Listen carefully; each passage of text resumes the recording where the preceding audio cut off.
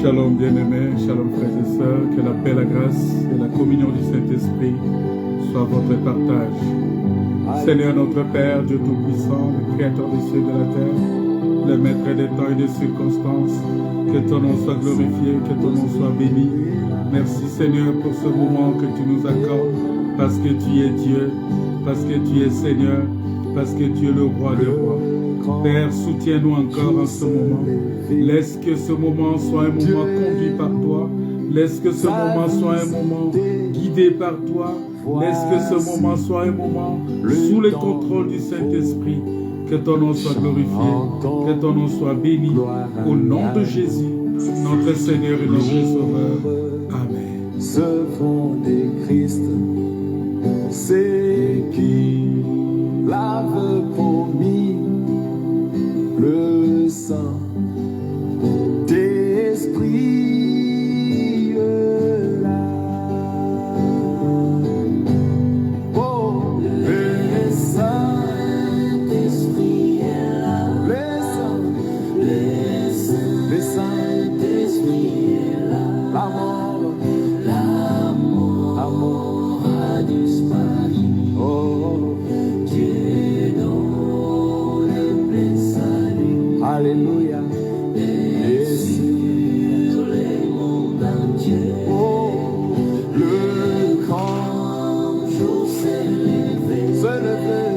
Les saints d'esprit est là.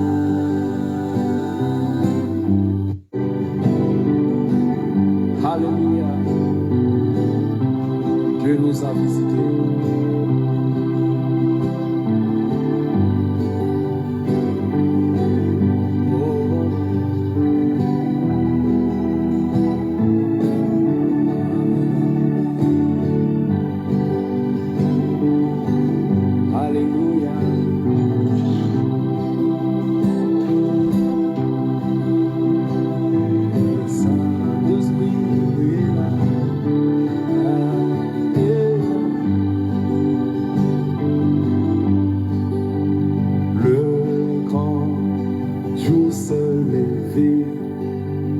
Dieu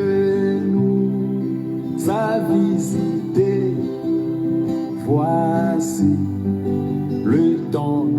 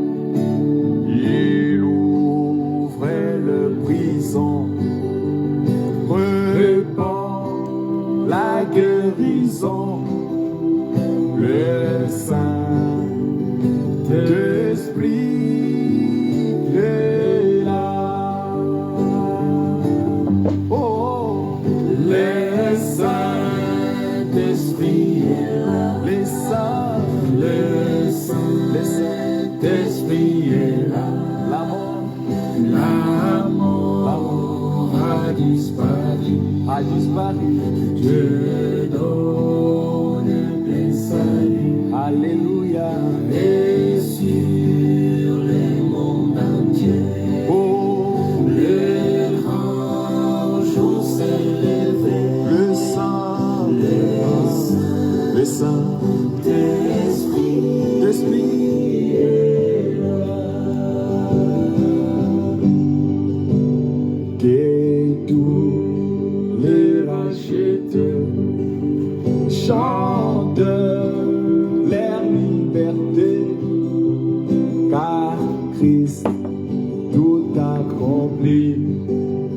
Il a donné l'esprit.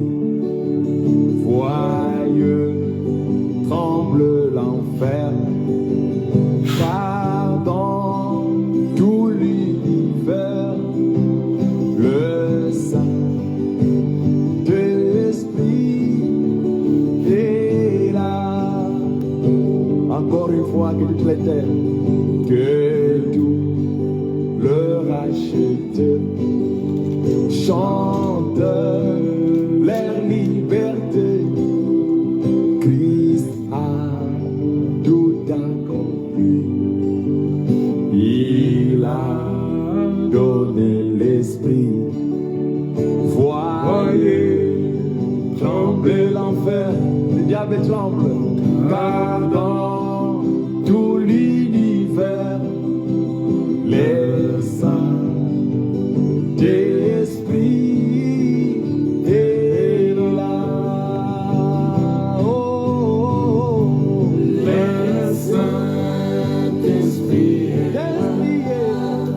Le Saint-Esprit est là. L'amour a disparu. Dieu donne plein salut. Alléluia. Et sur le monde entier, le grand jour s'est levé. Le Saint-Esprit est là. Shalom bien-aimés, shalom frères et sœurs, que la paix, la grâce et la communion du Saint-Esprit soient le partage de tout un chacun. Nous bénissons le Seigneur pour ce moment qu'il nous a accordé, ces moments de grâce, ces moments de paix, ces moments de bénédiction, ces moments où le Seigneur est en train de parler à tout un chacun de nous. Le Seigneur est en train de se révéler au cœur de chacun, parce que notre Dieu, c'est un Dieu puissant, c'est un Dieu vivant, c'est un Dieu grand, c'est un Dieu redoutable. Et alors, bien-aimés, nous savons, nous tous, que la vie chrétienne, ce n'est pas une vie facile. Ce n'est pas une vie qu'on peut dire que, bon, quand on croit au Seigneur Jésus, hein, tout est facile, tout est bien, et tout est cool. Non. Quand on croit au Seigneur Jésus, nous devons savoir que nous rentrons dans une zone de combat, parce que la foi en Dieu est égale au combat. La foi en Dieu veut dire que nous rentrons dans le combat.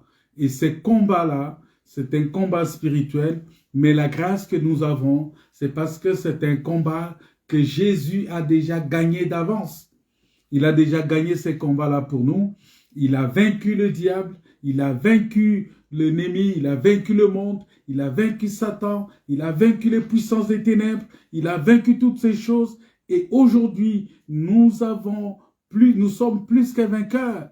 Voilà pourquoi j'ai dit que nous devons terminer notre vie, notre marche en vainqueur. Nous devons tout faire pour terminer notre vie en vainqueur, parce que la vie d'un enfant de Dieu, c'est une vie de vainqueur. C'est une vie de victoire. C'est une vie de grâce. C'est une vie où quand tu rentres dedans, Dieu t'amène à la victoire. Et c'est très important. Voilà pourquoi, bien-aimés dans le Seigneur, lorsque nous sommes en Christ, nous sommes appelés à marcher de victoire en victoire. Nous sommes appelés à vivre une vie justement de victoire, une vie de bénédiction, une vie de paix, une vie de grâce, une vie où le Saint-Esprit se manifeste, ou une vie où le Saint-Esprit nous soutient, une vie où le Saint-Esprit nous garde, une vie où le Saint-Esprit, nous sommes sous le contrôle justement du Saint-Esprit. Et c'est quelque chose de très important. Nous allons prendre la parole de Dieu dans le livre de Matthieu, chapitre 21, parce que nous sommes en train de parler sur ces sujets-là. Quel est cet homme? Voici l'homme. Quel est cet homme? Voici l'homme. Lorsqu'on se pose la question, quel est cet homme? On nous présente l'homme, on dit voici l'homme. Et lorsqu'on dit voici l'homme, c'est-à-dire on nous montre cet homme-là, on nous montre que voici l'homme, voici celui qui est l'homme, qui est capable de renverser les puissances des ténèbres. C'est lui qui est capable de renverser les attaques de l'ennemi. C'est lui qui est capable de renverser les puissances maléfiques. C'est Dieu-là. C'est Dieu qui est capable. C'est Dieu qui est puissant. C'est Dieu qui est grand. C'est Dieu qui est redoutable. C'est Dieu qui est le Tout-Puissant. C'est lui notre Dieu. C'est lui notre Seigneur. C'est lui le roi des rois. C'est lui le Dieu Tout-Puissant. C'est lui le créateur des cieux et de la terre. Voilà pourquoi nous disons que si tu connais ces dieux-là, tu vas les servir de tout ton cœur. Si tu connais ces dieux-là, tu vas les servir avec tout ton être. Si tu connais ces dieux-là, tu vas les servir parce qu'il est ton Dieu, il est ton Seigneur, il est ton roi. Il est ton créateur.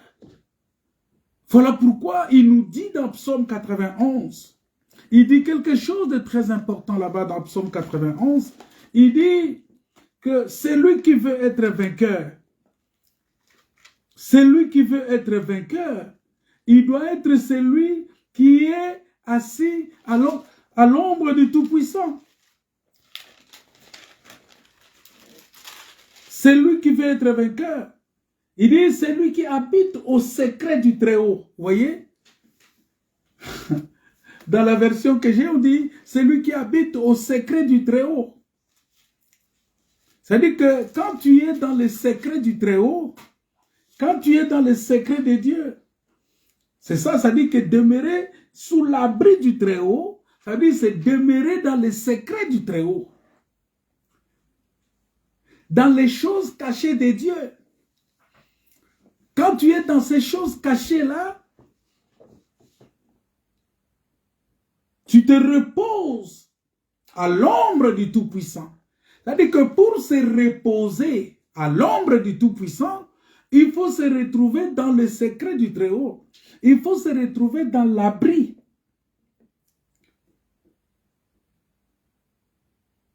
Il faut être sous l'abri du Très-Haut. Il faut être sous l'abri du Très-Haut, c'est-à-dire il faut être au secret du Très-Haut.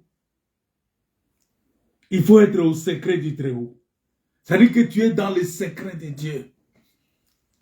Or, le secret de Dieu aujourd'hui, c'est la vie de Christ. C'est la vie de Christ qui est le secret de Dieu. Le secret de Dieu aujourd'hui, c'est le Saint-Esprit.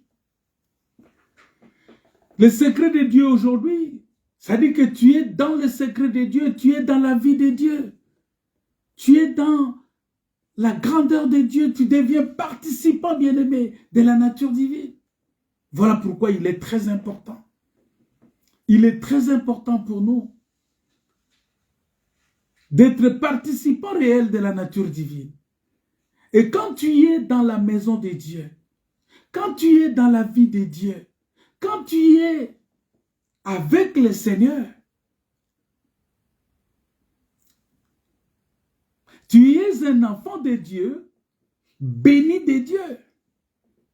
Parce que tu es dans le secret de Dieu. Alléluia. Celui qui est dans le secret de Dieu, il est à l'ombre du Tout-Puissant. Alors, on va prendre, comme je disais, parce que notre objectif, c'est de voir cet homme-là. Quel est cet homme? Quel est cet homme-là?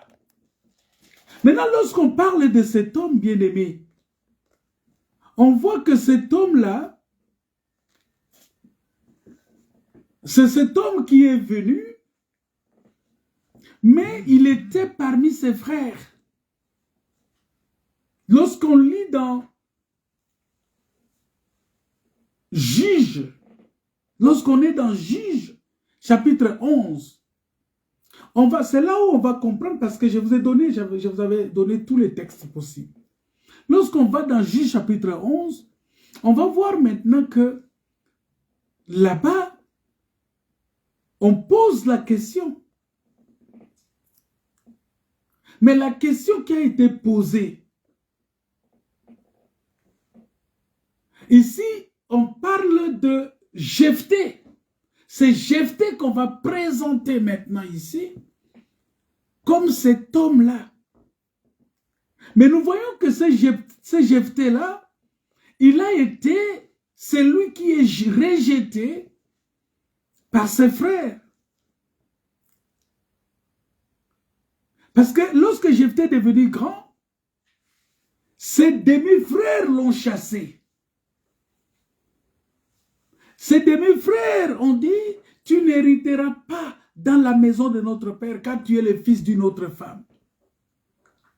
Et j'avais expliqué ça le vendredi. Être le fils d'une autre femme.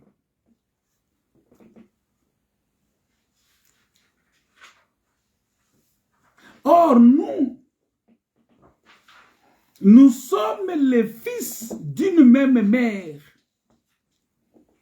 C'est un seul ventre qui nous a enfantés. Et notre mère ici, c'est Rachel. C'est celui qui nous a enfantés et il nous a appelés le fils de sa douleur. Et quand il nous a enfantés, le Père nous récupère pour dire non, vous êtes nés dans la douleur, mais vous êtes les fils de la droite. Parce que quand Christ enfante l'Église, Christ transporte en même temps l'Église dans les lieux célestes et il nous cache là-bas, il nous place là-bas dans les lieux célestes. Et quand il nous place là-bas, nous sommes protégés, nous sommes à la droite de Dieu. C'est-à-dire nous sommes devenus le fils de la droite. Alors que sur la terre, nous sommes le fils de la douleur. Parce qu'on est né dans la douleur. La douleur dans laquelle on est né ici, c'est l'œuvre de Golgotha. C'est le jardin de Gethsémani. C'est le temps difficile, le temps de pleurs, le temps de lamentation, le temps de souffrance dans lequel le Seigneur a enduré dans ce temps-là.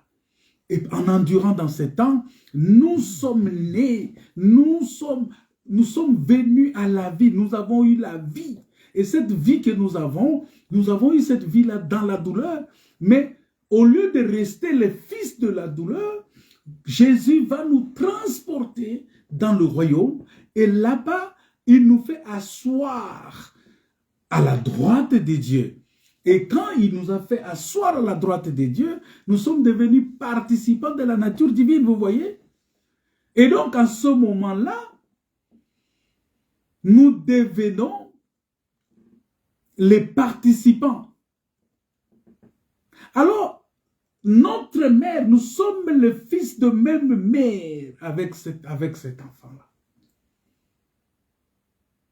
Mais les frères de Jephthé, ils ont dit à Jephthé que Jephthé était le fils d'une autre femme, c'est-à-dire d'une autre mère.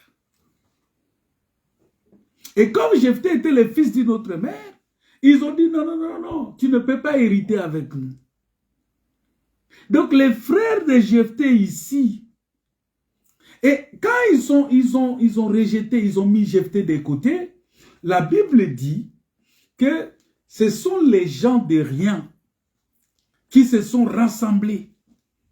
Ce sont des gens de rien, alors des gens qui n'avaient pas de valeur, des gens qui n'étaient pas connus, des gens qui n'étaient pas... on ne parlait même pas de ces gens-là. Ce sont ces gens-là qui sont venus maintenant autour de Jephthé. Ils se sont rassemblés auprès de lui. Et ils faisaient avec lui le coup de main. Ils travaillaient avec lui. Ils travaillaient avec lui.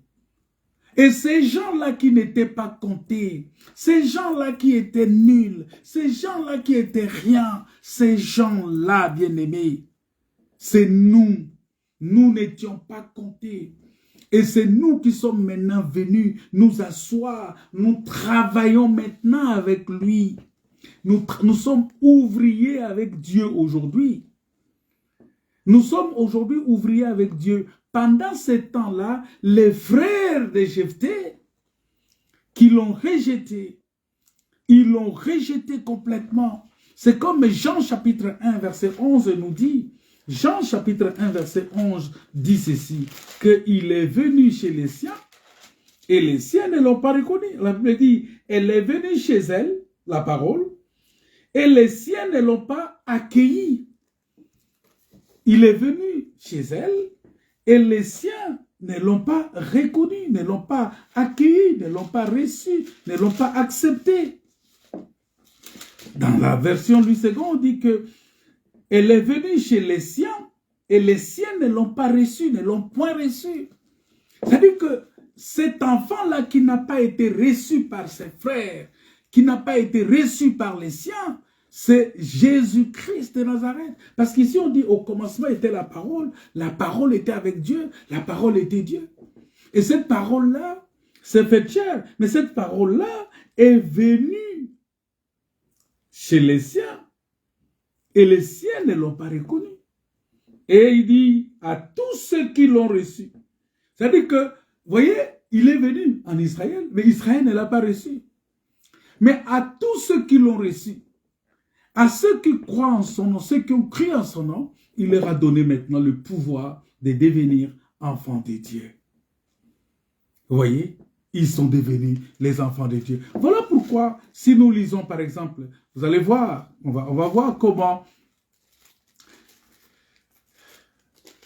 cela de la même manière comme Moïse fut rejeté par ses frères.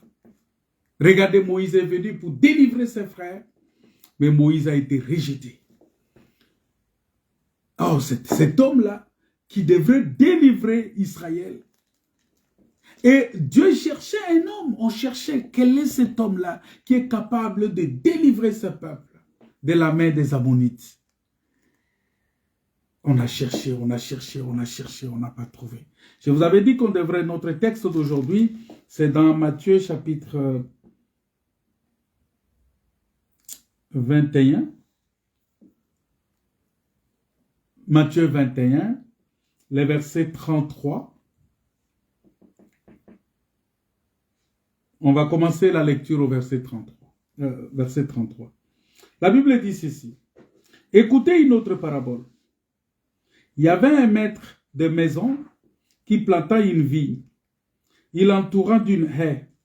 Il creusa un pressoir et il construit une tour.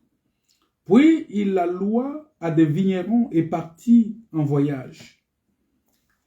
Attends, je vais lire dans une autre version, ici, s'il vous plaît, parce que c'est des versions qui nous permettent de... Matthieu, chapitre 21, verset 33. La Bible dit ceci. Écoutez une autre parabole. Il y avait un homme, maître de maison, qui planta une vigne. Il l'entoura d'une haie, il creusa un pressoir et bâtit une tour. Puis il la ferma à des vignerons et quitta le pays. Quand il a fini tout ça, il a quitté le pays. lorsque le temps de la récolte fut arrivé, il envoya ses serviteurs vers les vignerons pour recevoir le produit de sa vigne. Les vignerons s'étant saisis de ses serviteurs, battirent l'un, tuèrent l'autre et lapidèrent le troisième. Il envoya encore d'autres serviteurs, en plus grand nombre que les premiers, et les vignerons les traitèrent de la même manière. Enfin, il envoya vers eux son fils, en disant, « Ils auront du respect pour mon fils. » Mais quand les vignerons virent le fils, ils dirent entre eux, « Voici l'homme. » En d'autres termes, voici l'héritier. Venez, tuons-le et emparons-nous de son héritage. Et ils se saisirent de lui, le jetèrent hors de la vigne et le tuèrent. Et maintenant, lorsque le maître de la vigne viendra, que fera-t-il à ces vignerons?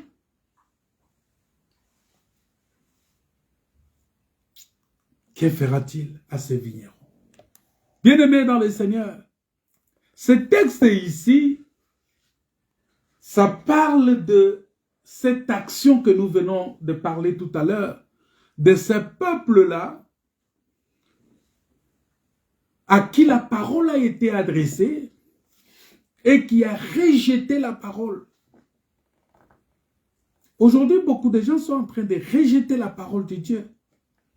Beaucoup de gens sont en train aujourd'hui de rejeter Dieu, de rejeter sa parole, de rejeter les hommes de Dieu.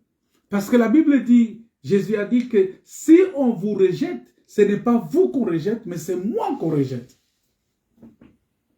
Quand Saul persécutait l'Église, ce n'était pas l'Église individu qu'il persécutait, mais c'était Christ qu'il persécutait. Donc nous comprenons par là que aujourd'hui, si quelqu'un rejette la parole de Dieu, si quelqu'un rejette la parole de Dieu, il rejette Dieu. Parce qu'on ne peut pas séparer Dieu de sa parole.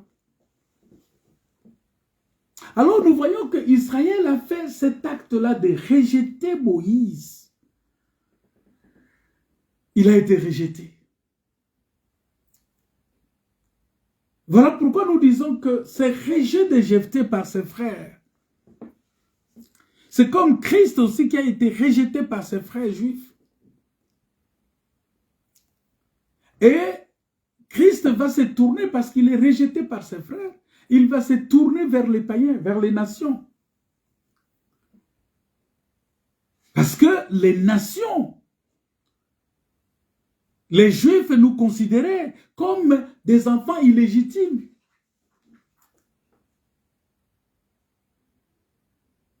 Mais lorsqu'ils ont rejeté Christ, nous avons accueilli, les nations l'ont accueilli. C'est ce que j'ai dit dans Jean chapitre 1 verset 11, qu'il est venu chez les siens et les siens ne l'ont pas reçu. Et nous avons vu comment cette affaire, comment cela a évolué. Et nous avons vu que le Seigneur Jésus, qui est l'explication de Jephthé, qui a été rejeté, c'est lui qui va, c'est vers lui maintenant que ses frères vont revenir encore vers lui pour demander son aide, pour demander son assistance, pour demander sa faveur, pour demander qu'il puisse les assister, qu'il puisse les soutenir, qu'il puisse les aider.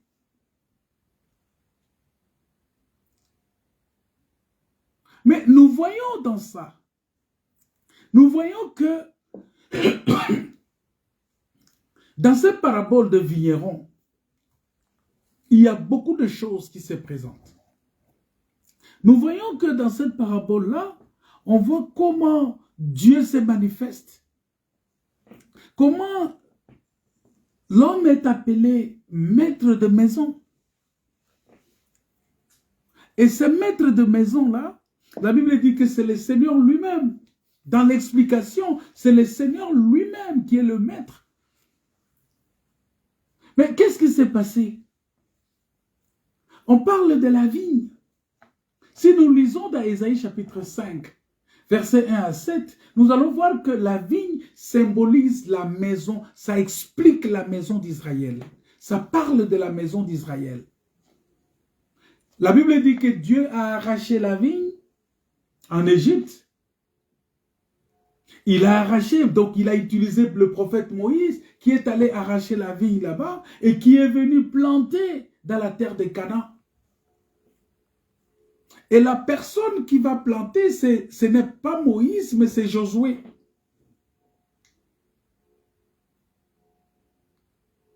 Donc pour dire que Dieu a rassemblé les matériaux, c'est comme le tabernacle. Dieu a rassemblé les matériaux par les prophètes. Et Jésus est venu construire le tabernacle par excellence.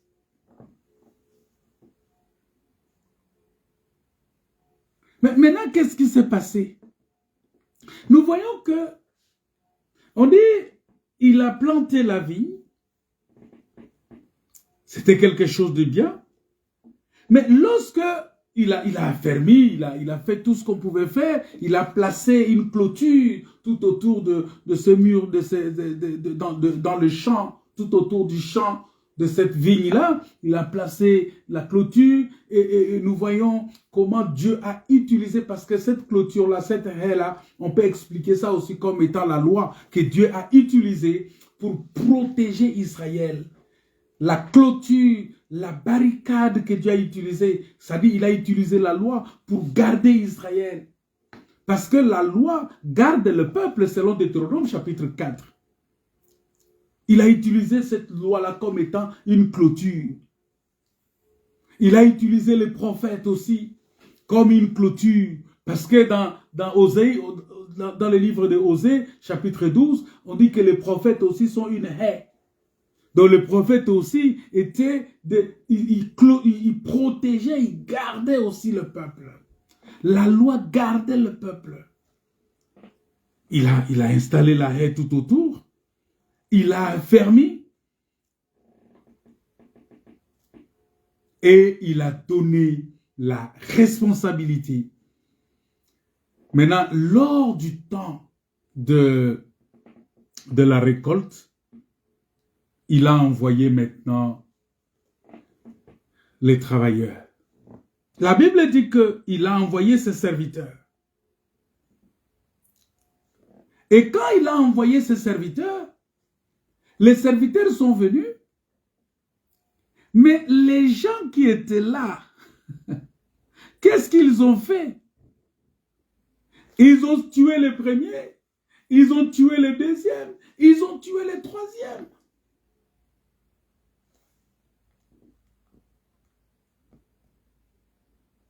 La Bible dit que il s'étant saisi de ses serviteurs, bâtirent l'un, tuèrent l'autre et lapidèrent le troisième.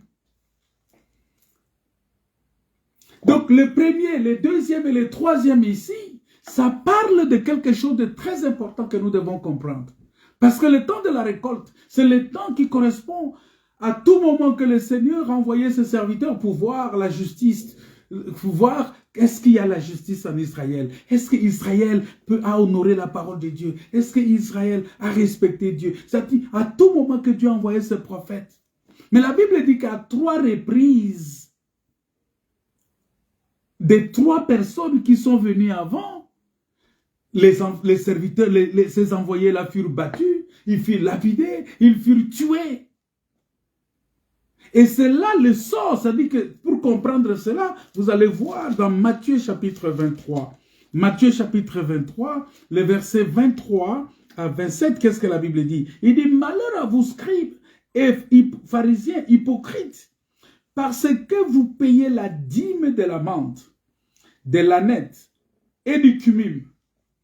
Vous payez les 3 dîmes là.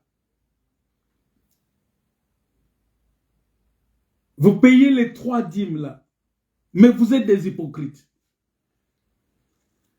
Et que vous laissez ce qui est plus important dans la loi. Qu'est-ce qui est le plus important dans la loi? C'est la justice, la miséricorde et la fidélité. Or, on ne peut pas parler de la justice ici sans la justification. On ne peut pas parler de la justice sans la sanctification. On ne peut pas parler de la miséricorde sans le pardon. On ne peut pas parler de la fidélité sans la foi. C'est-à-dire que ces gens-là, ils payaient la dîme, mais ils n'avaient pas la foi, ils ne croyaient pas en Dieu. Il y a beaucoup de gens aujourd'hui qui vont dans les assemblées, ils payent leurs dîmes, ils payent les offrandes, ils donnent tout ça, ils servent même le Seigneur, ils font des activités, mais ces gens-là sont des véritables hypocrites. C'est-à-dire qu'ils les font seulement pour paraître, mais ils ne croient pas, ils n'ont pas la fidélité envers Dieu. Il n'y a pas la fidélité. La Bible dit que vous faites tout ça, mais vous avez oublié l'essentiel. Le plus important dans la loi. Le plus important dans la loi, c'est la justice, c'est la miséricorde et la fidélité. Et c'est là qu'il fallait pratiquer sans négliger les autres choses. C'est-à-dire qu'il fallait d'abord commencer par pratiquer les 3 là, sans négliger les autres choses. Et vous allez voir que ces 3 choses-là, la loi, la justice et la miséricorde, c'est ce qu'on appelle la loi, les psaumes et les prophètes. C'est ça qui parle de toutes ces choses-là. C'est-à-dire que la loi, les psaumes et les prophètes. Parce que la justice de Dieu, c'est l'observation de la loi de Dieu. La miséricorde ici, c'est l'effet du pardon de Dieu, de la sanctification. La fidélité ici, c'est la foi qui croit en toutes choses. La foi, c'est quoi? La foi, c'est une ferme assurance des choses qu'on espère. C'est pourquoi, bien aimé dans le Seigneur, si quelqu'un comprend ce qu'on appelle la foi c'est tu espères quelque chose, mais tu as une ferme assurance de la posséder sans l'avoir vue. C'est ça la foi. C'est-à-dire que développer...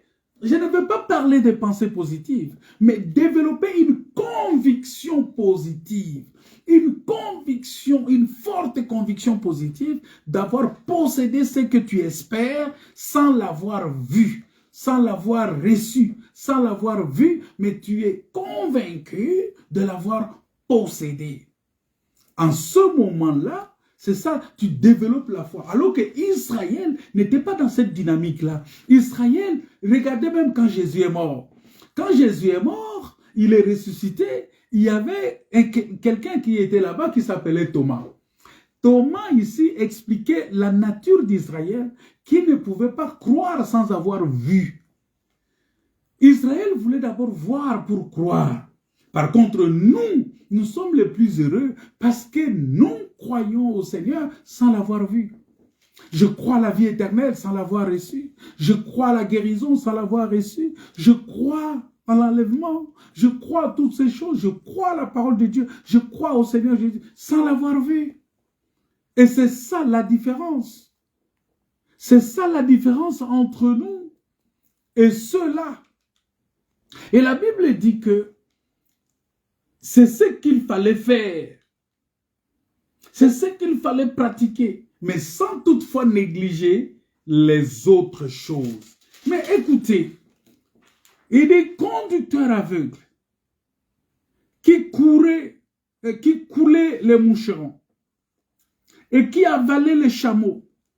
Malheur à vous, scribes et pharisiens, hypocrites, parce que vous nettoyez les dehors de la coupe et du plat, et qu'au-dedans, ils sont pleins de rapines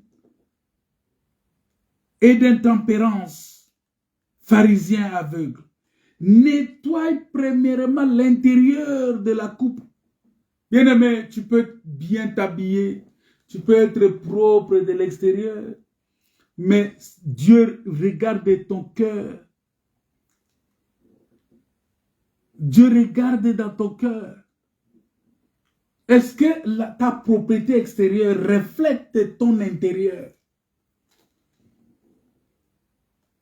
Est-ce que ta propriété de l'extérieur, ton extravagance de l'extérieur, tout ce que tu fais pour paraître, pour être vu, pour être vite remarqué, quand tu passes comme ça, tout le monde tourne le regard. Ah, mais c'est qui ça? Est-ce que ça reflète ton intérieur?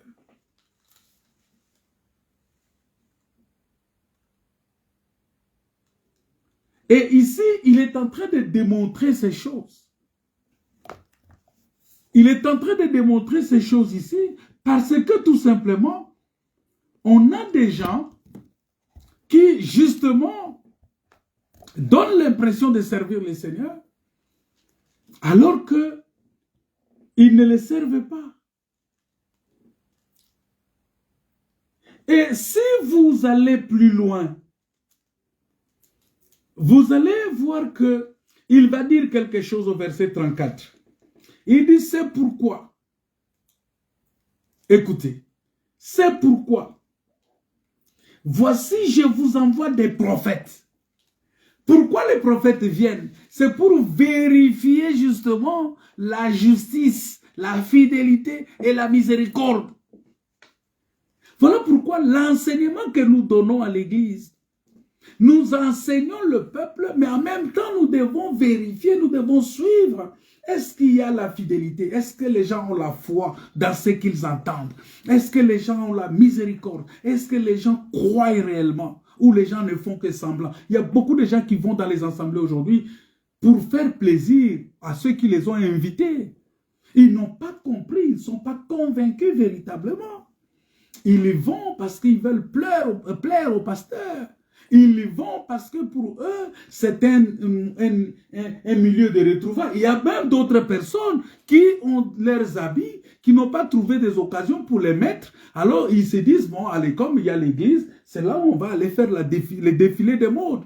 On va s'habiller pour aller présenter nos habits aux gens. Non, frère, on vient à l'assemblée pour adorer le Seigneur. Adorer le Seigneur, c'est le servir.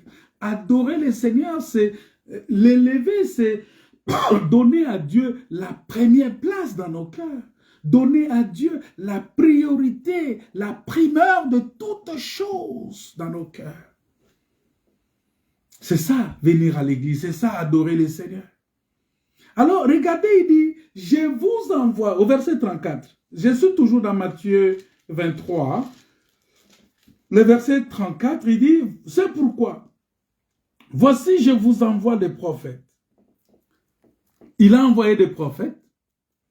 Je vous envoie des sages et des scribes. Vous voyez ces trois-là? Les premiers, les deuxièmes et les troisièmes. Il dit, voici pourquoi, c'est pourquoi, voici, je vous envoie les prophètes, les sages et des scribes. Vous tuerez et crucifierez les uns, vous battrez des verges, les autres, dans vos synagogues, et vous les persécuterez de ville en ville. Voilà l'explication. C'est-à-dire que les serviteurs là, ce sont les prophètes, ce sont des sages, ce sont des scribes. C'est ce que j'ai dit. Or, les scribes, ce sont des gens qui vérifient la loi. C'est ça les scribes. Les prophètes, ce sont des prophètes. Les sages, ce sont des gens qui ont intervenu dans le temps, dans les livres poétiques qu'on appelle les livres, les psaumes, les cantiques des cantiques, l'Ecclésiaste, tout ça. C'est ça les livres, les proverbes, c'est ça les livres de la sagesse. C'est ce qu'on appelle la loi, les scribes, les psaumes, les sages et les prophètes. Et quand ces gens-là sont venus, la Bible dit que vous battrez les uns. Regardez, c'est ce qu'ils ont fait exactement au verset, dans le chapitre 21. Vous battrez les uns.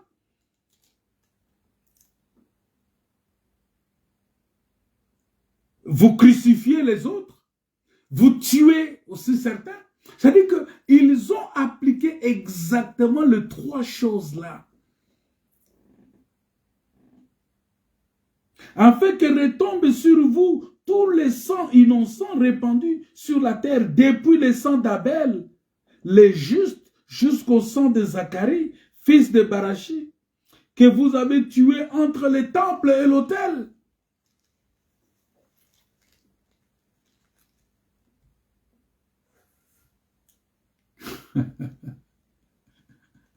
Dieu a envoyé bien-aimé et Israël avait tué, il avait lapidé, il avait depuis le sang d'Abel. La Bible dit depuis le sang d'Abel jusqu'au sang de Zacharie, fils de Barachi. Mais après ces serviteurs, les prophètes, la Bible dit que Dieu a envoyé, il a envoyé encore. Voilà pourquoi nous avons d'autres prophètes qui sont venus. D'autres serviteurs qui sont venus.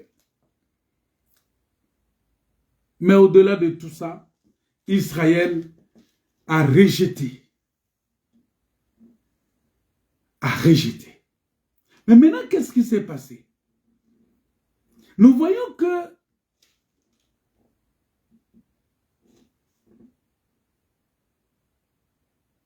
dans tout cela, on repart dans le texte des vignerons dans Matthieu 21.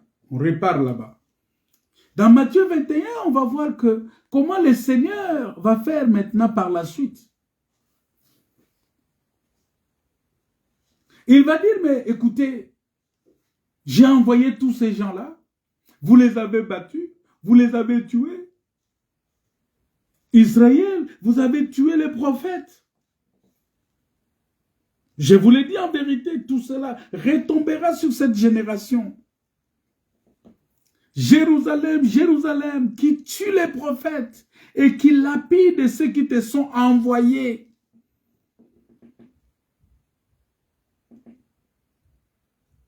Combien de fois ai-je voulu rassembler tes enfants comme une poule rassemble ses poussins sous ses ailes et vous ne l'avez pas voulu? Voici votre maison vous sera laissée déserte. Vous voyez, c'est ça la source de malédiction.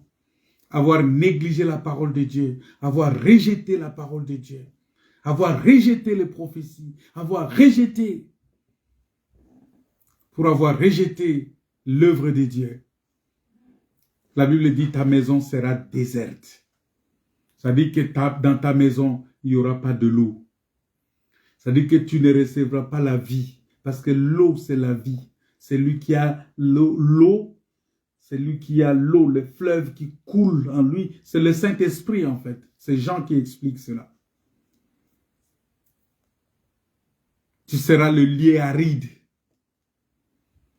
Or, nous savons tous que les lieux arides, c'est le terrain propice pour les diables et ses démons. Voilà pourquoi, bien-aimé, il faut accepter que la parole de Dieu habite abondamment en toi. Parce que si la parole de Dieu habite abondamment dans ton cœur,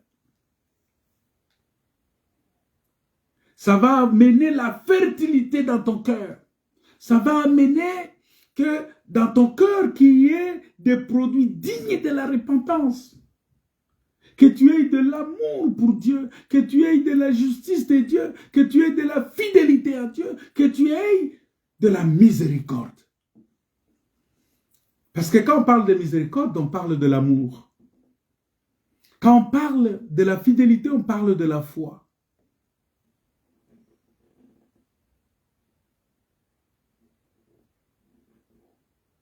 Et toutes ces choses-là, c'est ça l'objectif des prédicateurs. Dieu nous envoie pour enseigner ces choses. Dieu nous envoie pour enseigner le pardon. D'abord, le pardon de tes péchés. Mais pour que tu sois pardonné de tes péchés, il faut que tu apprennes à reconnaître d'abord que tu es pécheur. Il faut que tu reconnaisses tes péchés, tu reconnaisses ta vie et tu confesses tes péchés, tu prends la décision de les abandonner. En ce moment-là, tu vas obtenir miséricorde. Il faut qu'on te prêche que le royaume de Dieu, le royaume, recherchez premièrement le royaume des cieux et la justice. C'est-à-dire que tu comprennes que sans la justice de Dieu, mais tu ne verras pas le Seigneur. La Bible dit que Abraham crut en Dieu et cela lui fit imputer à justice. Donc c'est très important la justice de Dieu. Que tu sois justifié, parce qu'il est écrit dans la parole que ceux qu'il a connus d'avance, il les a appelés. Ceux qu'il a appelés, il les a justifiés. Et ceux qu'il a justifiés, il les a glorifiés. Il les a glorifiés. Voilà pourquoi il est important, bien-aimé dans le Seigneur, que tu puisses passer par la justification. Mais attention, la justification, nous avons été justifiés par le Seigneur lorsqu'il est mort à la croix pour nous. Mais est-ce que toi tu crois à cela? C'est ça le message. Vous voyez ici, le message que Dieu a donné pour envoyer à son peuple, on n'a pas parlé de prospérité matérielle ici. On a parlé que je vous ai envoyé les prophètes. Il dit que je vous ai envoyé les prophètes.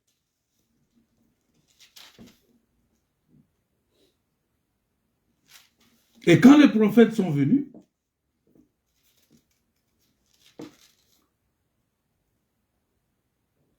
vous avez préféré seulement payer la dîme. Parce qu'on vous a dit, bon, donnez et vous sera donné. Alors pour vous, vous recherchez seulement les matériels qui vous plaisent. Parce qu'on vous a dit que non, si quelqu'un donne la dîme, il sera béni. Si quelqu'un donne ceci, il sera béni. Le Seigneur va lui... Alors, pour vous, c'est ça. C'est ça. Et voilà pourquoi beaucoup de prédicateurs, ils sont venus faire oublier au peuple de Dieu la justice, la miséricorde et la fidélité. Ils n'insistent que sur la dîme, sur les données. Ils n'insistent que sur ça. Alors, ils sont en train d'oublier l'essentiel, le plus important. La Bible dit, vous avez laissé, et vous laissez ce qui est plus important dans la loi. Ce qui est de plus important dans la parole de Dieu, bien-aimé, c'est la justice, la miséricorde et la fidélité. La justice, la miséricorde et la fidélité. Et lorsque vous pratiquez la justice, vous pratiquez la miséricorde, vous pratiquez la fidélité, vous glorifiez le Seigneur. Et nous, en tant que tout serviteur de Dieu, doit s'assurer que quand tu rassembles 2 ou 3 personnes, la première des choses sur lesquelles tu dois vraiment te focaliser, c'est ça. Enseigner aux gens la justice de Dieu. Enseigner aux gens la fidélité à Dieu. Enseigner aux gens la miséricorde, le pardon. Ça dit que tu dois recevoir le pardon de Dieu, mais toi aussi tu dois être capable de pardonner les autres. Et ça dit, mais pour pardonner, il faut avoir l'amour. Ça dit, on te délivre de l'enseignement du diable, parce que le diable, il ne prêche que la haine. Le diable ne prêche que la jalousie. Il ne prêche que la colère vis-à-vis des autres. La rancœur. Mais un enfant de Dieu ne prêche que l'amour, ne vit que de l'amour. L'amour ne soupçonne pas le mal. Tu ne peux pas rester chez toi en train de méditer, en train de réfléchir. Ah, mais bon, je pense que la sœur Laure est en train de penser quelque chose sur moi là-bas. Mais non, je ne peux pas commencer à réfléchir que la sœur Laure, là où elle est en train de dire des choses. Non, l'amour ne soupçonne pas le mal. Quand tu vois quelqu'un, tu commences à lire sur son visage. Mais tu n'as pas vu. Quand il m'a vu, il ne m'a pas salué. Hein. Il n'a rien fait. Hein. Il n'a même pas cité mon nom. Il n'a même pas fait égard à moi. Mais tu commences par réfléchir. Tu ne sais pas le problème que le monsieur a ou la sœur a. Frère, il y a des gens qui ont des sérieux problèmes dans leur vie. C'est-à-dire que si on t'explique ces problèmes, tu vas dire, ah, je comprends maintenant pourquoi il est dans cette attitude-là.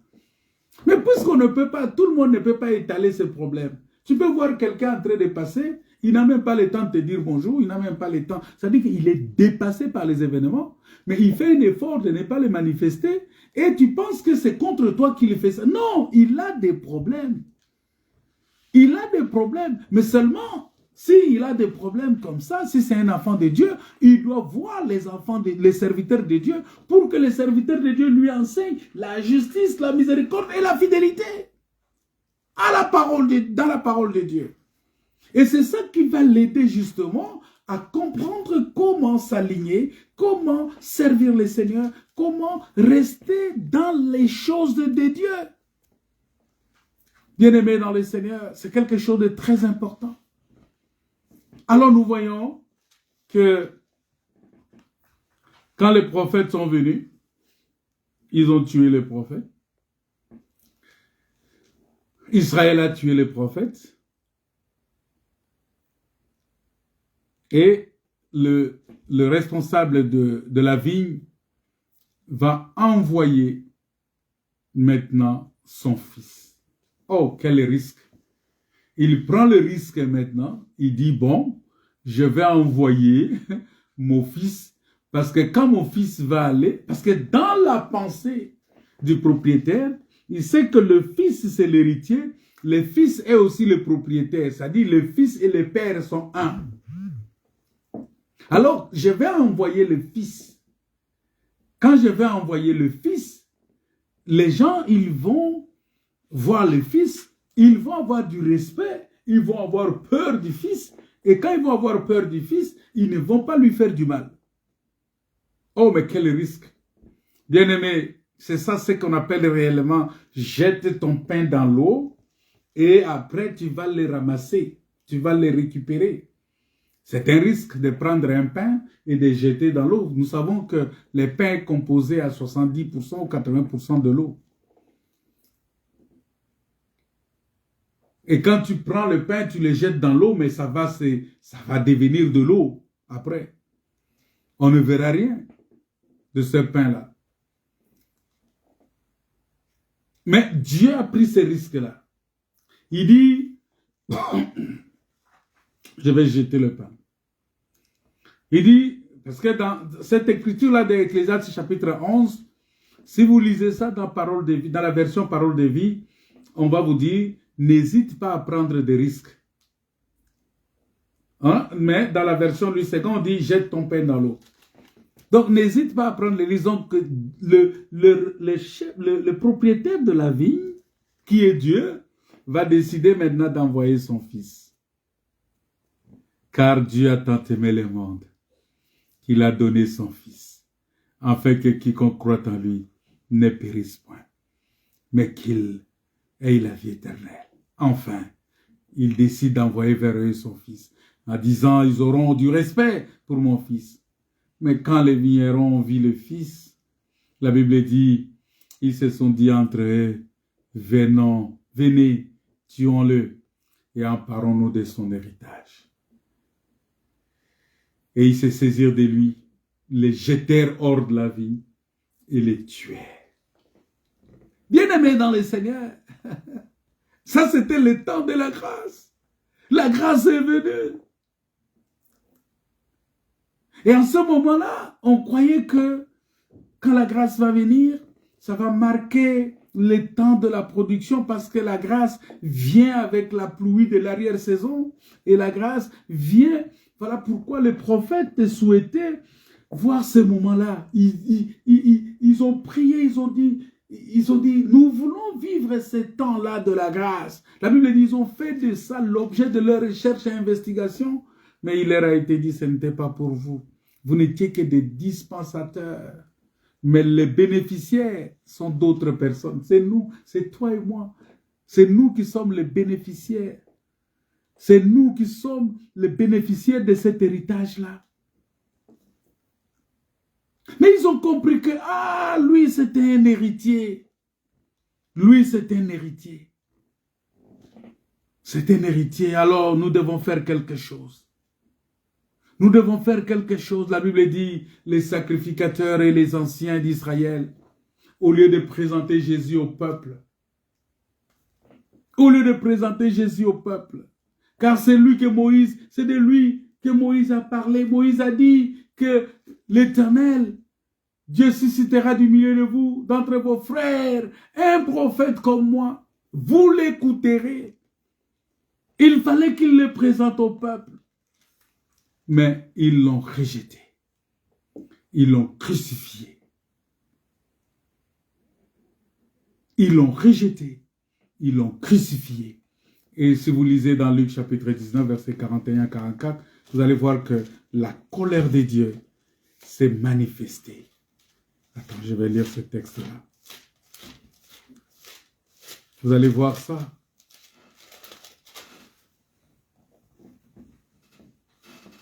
Luc 19, verset 41. La Bible dit, comme il approchait de la ville, Jésus, en la voyant, pleura sur elle et dit, si toi aussi au moins, en ce jour qui t'est donné, tu connaissais les choses qui appartiennent à ta paix, mais maintenant elles sont cachées à tes yeux. Il viendra sur toi les jours où tes ennemis t'environneront. Des tranchées t'enfermeront et te serreront de toutes parts. Ils te détruiront, toi et tes enfants. Toi et tes enfants. Toi et tes enfants.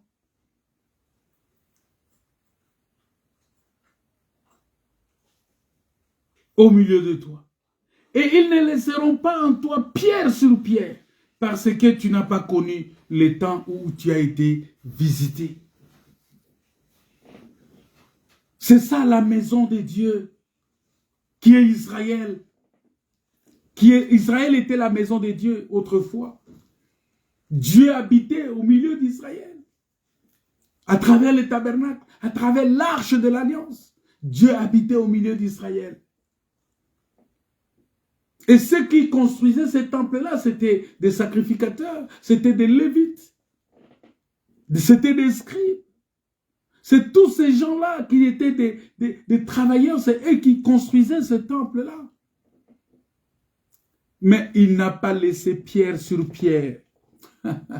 Parce que la pierre, la Bible dit que la pierre qui devrait servir de la pierre principale, a été rejetée par les bâtisseurs. La pierre qui a été rejetée par les bâtisseurs, mais qui est devenue la principale de l'angle. Et nous voyons comment la pierre, là, Jésus-Christ, qui a été rejetée,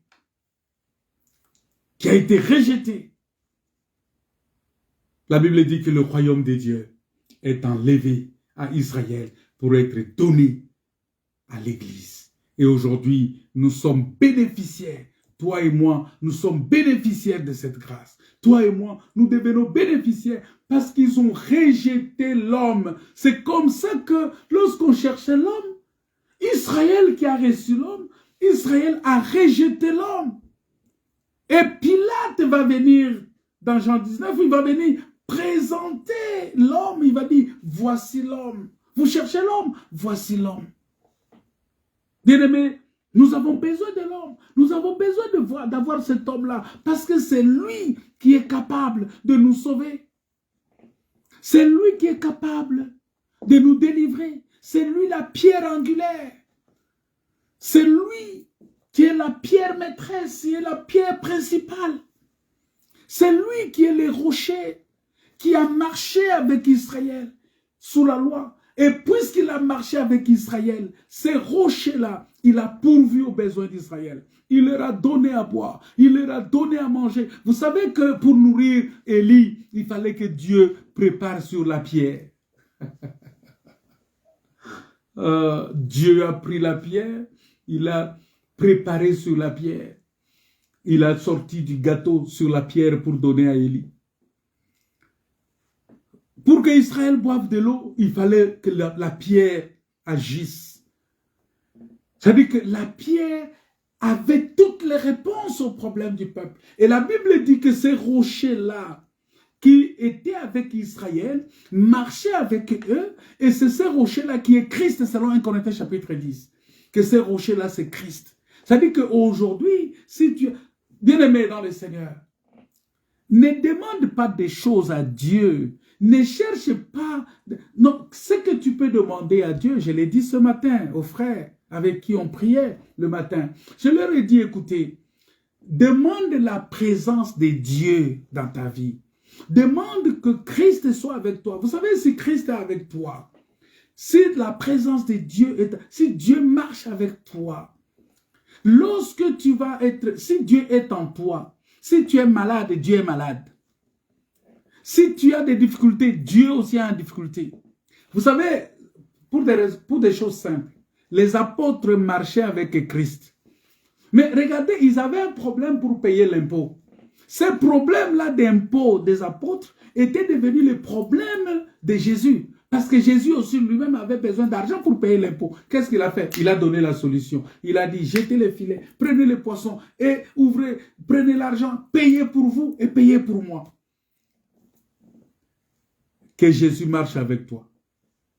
S'il est avec toi, quand les tempêtes vont se soulever, il va se lever, il va calmer la tempête parce qu'il est avec toi, parce qu'il est au milieu de toi, parce qu'il est ton Dieu, parce qu'il est ton Seigneur, parce qu'il est ton Sauveur. Il ne permettra pas, il n'acceptera pas, bien-aimé, de souffrir. Il n'acceptera pas parce qu'il sait qu'il est ton Dieu, il sait qu'il est ton Seigneur, il sait qu'il est ton Créateur, il sait que c'est lui qui est censé te protéger et te garder.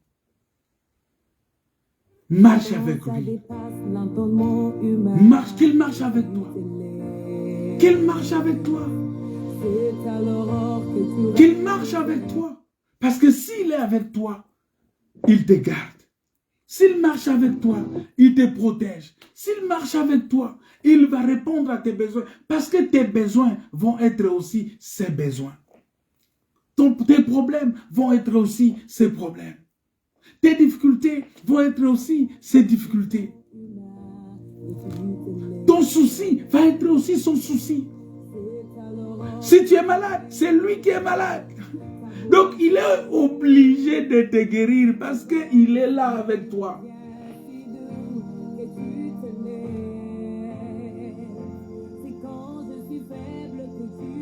Demande la présence de Dieu. Ne sois pas comme ceux-là qui ont rejeté leurs frères. C'est lui qui était venu, qui était capable de les délivrer, de les libérer, de les sauver. Ils l'ont rejeté. Ils ne voulaient pas de lui. On va continuer cette étude-là de Matthieu chapitre 21, le vendredi si Dieu le permet. Mais j'aimerais te dire simplement qu'il faut accepter ce Jésus-là. Demandez que Jésus soit avec toi. Que Jésus soit avec toi. Que Jésus soit avec toi. Cet homme-là, qui a été rejeté par ses frères, mais qui est aujourd'hui la pierre de l'angle, la pierre maîtresse, qui est la source du salut de tous les hommes, de quiconque croit. Il y a ici plus que Salomon. Il est plus que Salomon, cet homme-là. Ce que la loi n'a pas fait, lui, il a répondu. Ce que la loi n'a pas pu, lui, il a pourvu. Ce que les prophètes n'ont pas pu, lui, il a donné la solution. Parce qu'il est le Fils. Le Fils. Le Fils. Parce que le Fils, c'est Dieu lui-même. Il a dit, le Seigneur a dit, Dieu a dit, il viendra lui-même et vous sauvera. Et il est venu par le Fils. C'est Dieu là. J'aimerais que tu pries en ce moment. Prie le Seigneur. Recommande ton sort à l'Éternel.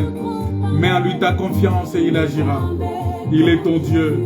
Il est ton Seigneur. Il est ton Créateur. Il est le Dieu Tout-Puissant. Il est celui qui est au-dessus de toutes choses. Il est le Dieu grand et redoutable. Il est le Dieu puissant. Je prie pour toi maintenant. Que la solution te soit accordée par Jésus qui est en toi.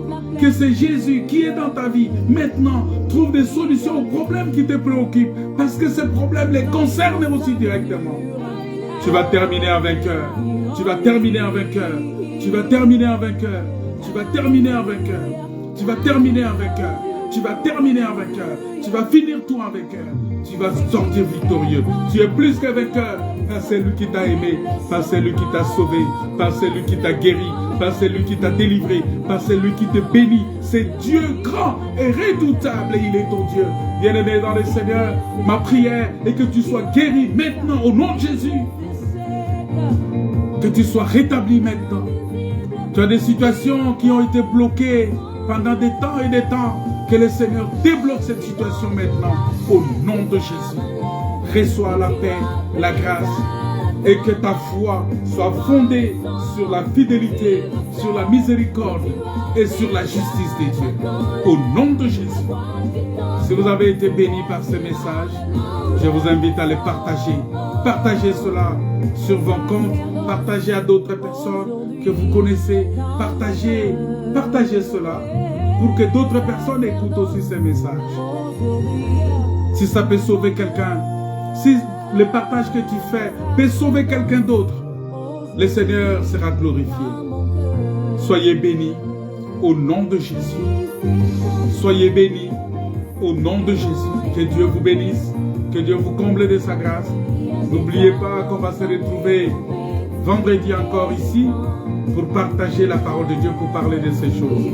Mais surtout encore, pour ceux qui sont ici à Rouen et ses environs, ceux qui sont à Mantes-la-Jolie, au Havre, tout ça, dans les environs dans la Seine-des-Maritimes, nous avons culte demain en présentiel à partir de 18h30 et nous avons culte aussi dimanche à 14h30 à l'endroit habituel où nous nous réunissons. Que Dieu vous bénisse, que Dieu vous comble de sa grâce, que la paix, la grâce et la communion du Saint-Esprit soient votre partage au nom de Jésus. Merci Seigneur. À qui obéisse,